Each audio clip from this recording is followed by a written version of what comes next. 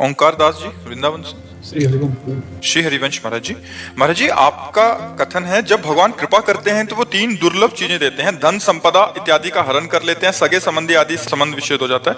महाराज जी, शरीर में कोई असाध्य रोग दे देते हैं। महाराज जी, इन अवस्थाओं को सुन के तो धीरज टूटने सा लगता है। महाराज जी, नहीं, आप नहीं समझ पा रहे। व्यक्ति की आसक्ति तीन ही जगह विशेष होती है। एक तो परिवार में होती है, और एक धन में होती है, और एक शरीर में होती है। तीन जगह आसक्ति होती है ना। और भगवान से जब हम प्रीति करने चलेंगे तो शरीर भी नाशवान, परिवार का संबंध भी नाशवान, और धन भी नाशवान। धन किसी का हुआ है क्या? चाहे अरबों खरबों रुपया हो, जब मरोगे तो यहीं रह जाएगा कि नहीं रह जाएगा? चाहे जितना बड़ा परिवार हो, जब शरीर छूटेगा तो यहीं रह जाएगा कि नहीं? चाहे जितना स्वस्थ सुंदर शरीर हो, मरेगा कि नहीं मरेगा? तो भगवान तीनों की आसक्ति का नाश कर देते। धन की आसक्ति का नाश, परिवार की आसक्ति का नाश।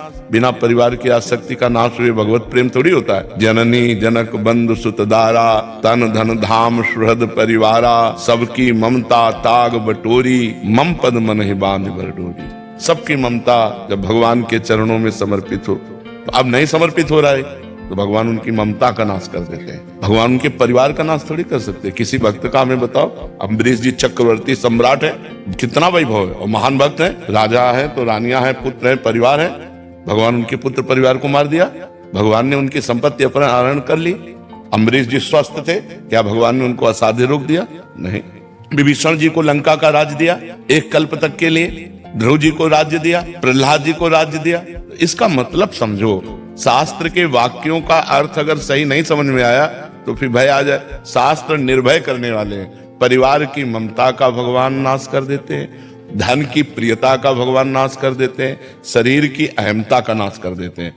अब वो कैसे करेंगे, ये उनका खेल है। डॉक्टर हैं, हमको थोड़ी चिंता करनी है। और ये तीनों जब तक रहते हैं तब तक जीव की दुर्गति नहीं रुकती।